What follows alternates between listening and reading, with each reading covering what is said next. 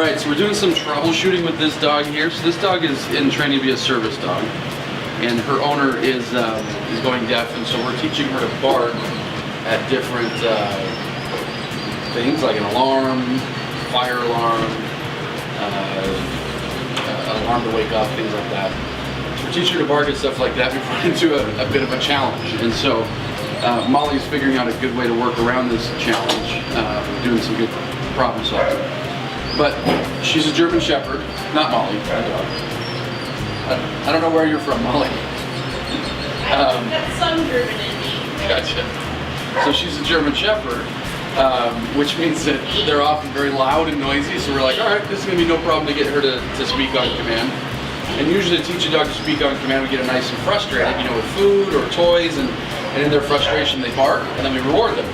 And then we start adding a command to speak, and then reward them over and over and over. And soon the dog starts to realize, oh, I don't even need to get all crazy, just as long as, as long as I hear speak and bark, I'm gonna get some food.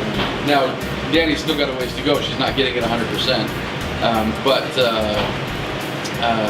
like I say, that barking comes from frustration at first, and so we teach the dog, to bark that way. Now, normally that frustration is just simply food and toys, but here we found that isolation can do the same thing. So what we're looking for is this deliberate bark, because like I said, there's plenty of other times that she's just like barking, no good reason, and we're having a hard time helping her understand that that's what we're looking for. But yeah, so if you're trying to teach your dog to bark, whether it's for service dog work or anything else, frustration is one of the ways to do it. And that's why we often use a tie-out like this. I'm going to get out of the way too so you can see me.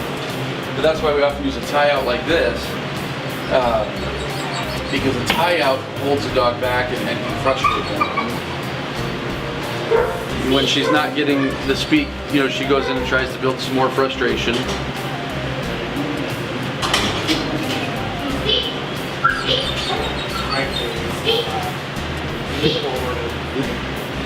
Oh, these dogs, they like to figure out ways to mess with us.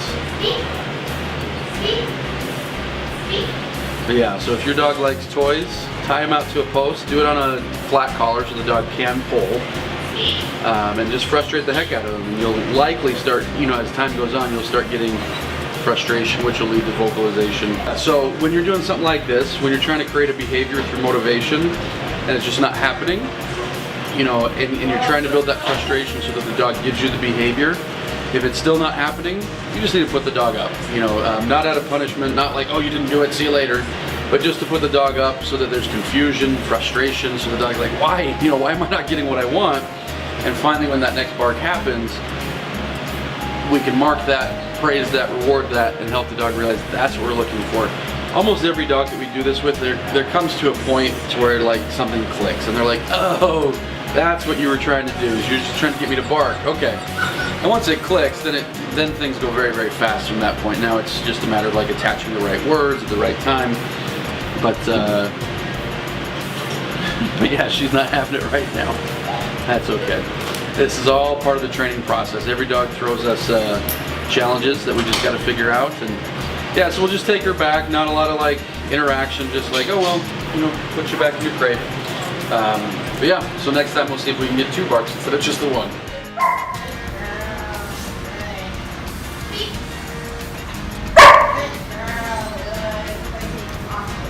So just a few days later, after the original video,